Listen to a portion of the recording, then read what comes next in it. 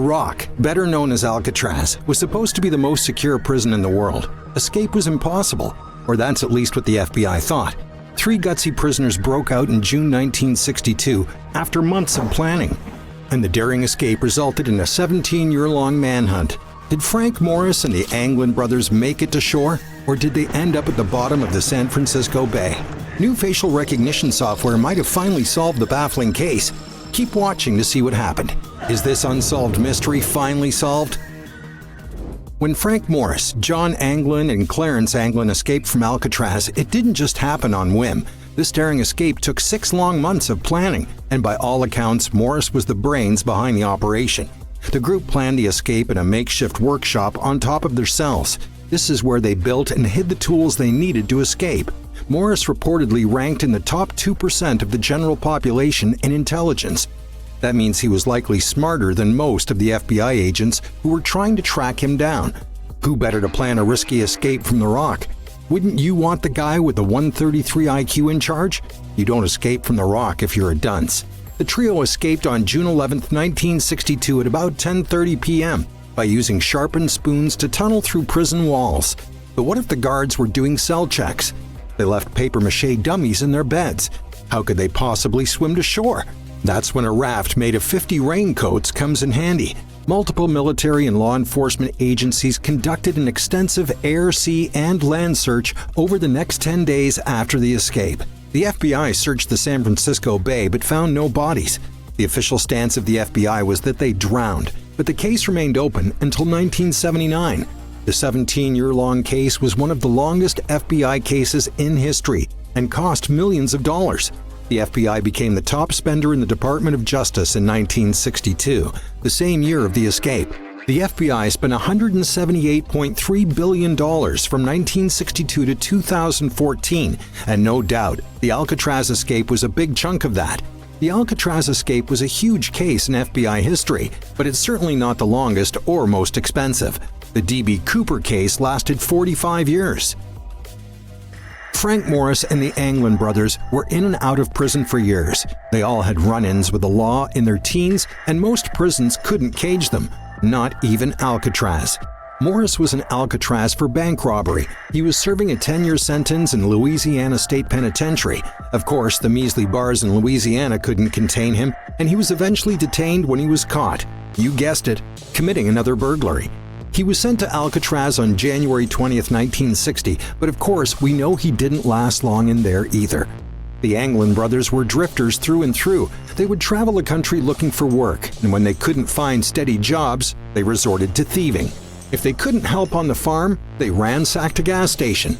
Clarence Anglin was first caught breaking into a service station when he was just 14 years old. The brothers spent the 50s staging numerous break-ins at gas stations and stores, but they weren't pure evil. Many of the crimes were crimes of necessity, and they reportedly never used any weapons, aside from a toy gun just once. Their robbery spree ended in 1958 when they were caught after robbing the Bank of Columbia in Alabama. The pair were both sentenced to 15 to 20 years in prison. They started their prison terms in Florida, but then moved to Atlanta Penitentiary. The pair was restless and tried to escape from Atlanta Penitentiary many times, but they didn't have the same success as Morris. Still, all those escape attempts resulted in them being shipped off to Alcatraz. Would they dare try to escape again? It costs a lot of money to keep prisoners fed, active, productive, and healthy. Those costs rise astronomically when you factor in multiple escape attempts. Alcatraz was an extremely expensive prison, and that's one of the main reasons it was eventually shut down on March 21, 1963. General rot and decay also played a factor. It cost about $10 a day to house an inmate in Alcatraz in the 1960s. That might not seem like a lot, but factor in inflation, and you're looking at about $90 today. The cost to house an inmate in most other U.S. prisons in the 1960s was only $3, or about $26 today. There is plenty of evidence to support the theory that the Anglin brothers and Morris made it out alive, but much of it is circumstantial. Family members of the Anglin brothers have claimed they were receiving photos, flowers, letters, and postcards from Brazil for years after the escape. Even though the FBI thinks that the trio downed in the San Francisco Bay, the cast and crew of Unsolved Mysteries weren't convinced. Researchers conducted experiments for an episode in 1989 to see if it was possible the escapees survived. Some tests proved successful. One test involved a triathlete attempting to swim from the rock to shore. The triathlete was successful, so some believe that Morris and the Anglin brothers could have made it too. A raft test was also completed on the show, but researchers determined making it all the way to shore in a makeshift raft was not possible.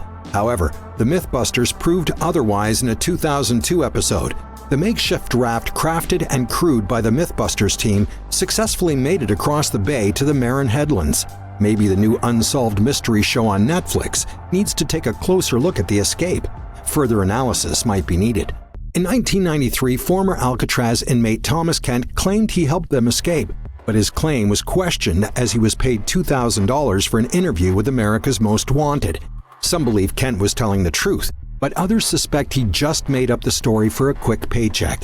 John Leroy Kelly claimed on his deathbed that he helped the trio escape. He said he helped them reach the Canadian border, but double-crossed them and murdered them for $40,000. The $40,000 supposedly came from family members of the Anglin brothers and Morris. A search was conducted near the border, but no remains were found.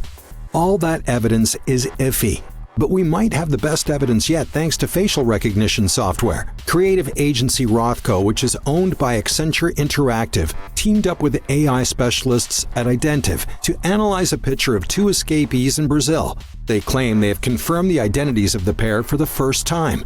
The picture surfaced in 2015, and it seems to show the Anglin brother hanging out on a farm in Brazil. The photo was reportedly taken in 1975.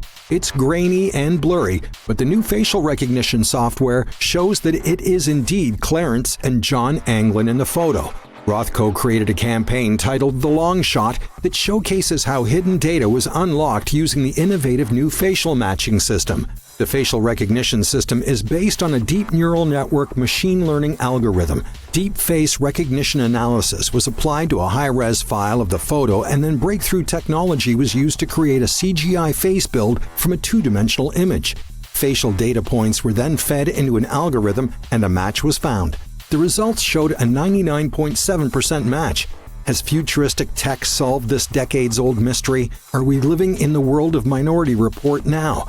The evidence seems fairly conclusive, and this certainly won't be the last time we hear about this facial recognition program and algorithm being used to solve baffling mysteries. Are you convinced?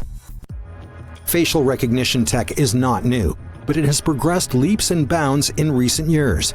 Still, many are skeptical about the accuracy of facial recognition technology, not to mention the ethical implications of using facial recognition software. Many are skeptical, and there is still much research that needs to be done. Can police use this tech to track suspects? What happens if the facial recognition program makes a mistake? What if the person arrested just looks like the suspect? Mistaken identity could be a huge problem with this new tech, and even some tech CEOs are refusing to sell facial recognition software to police forces around the globe. Privacy and civil rights advocates have raised red flags too. The tech is now extremely affordable. It can cost as little as $1,000 for a high-end system, and you can buy home security cameras with facial recognition tech for as low as $60. Brian Brackeen, the former CEO of the facial recognition firm Kairos, has made a promise that his tech won't end up in the hands of law enforcement. Brackeen says that some facial recognition software has difficulty identifying people with dark skin. That's a huge problem, especially in today's climate of civil unrest throughout the United States. Facial recognition software has many other uses. It's not just a possible tool for law enforcement. We even use facial recognition in our daily lives. You probably recently used this tech and didn't even realize it. The tech is used to tag people on Facebook and unlock your iPhone. See, you probably used facial recognition just before you started this video. What's even scarier is the fact that the government already has your face on file. You have a passport or driver's license, right? The FBI still maintains that the trip drowned while escaping and has even considered reopening the case in recent years. In 2018, a note from John Anglin was reportedly discovered. It read, "My name is John Anglin. I escaped from Alcatraz in June 1962 with my brother Clarence and Frank Morris. I'm 83 years old and in bad shape. I have cancer. Yes, we all made it that night, but barely." U.S. Marshals still receive leads relating to the case, and Marshals even went to Brazil in the early 2000s to check out claims the Anglin brothers were there. The FBI may have put the case to rest, but U.S. Marshals will keep the investigation open until May 11, 2031, which is Charles Anglin's 100th birthday. That's it for now, folks. Do you think the mystery of the Anglin brothers' escape from Alcatraz is finally solved, or is the mystery still up for debate? Did they make it to Brazil, or did they end up at the bottom of the bay? What are your thoughts on facial recognition software? Did this tech help solve the puzzle, or does it do more harm than good?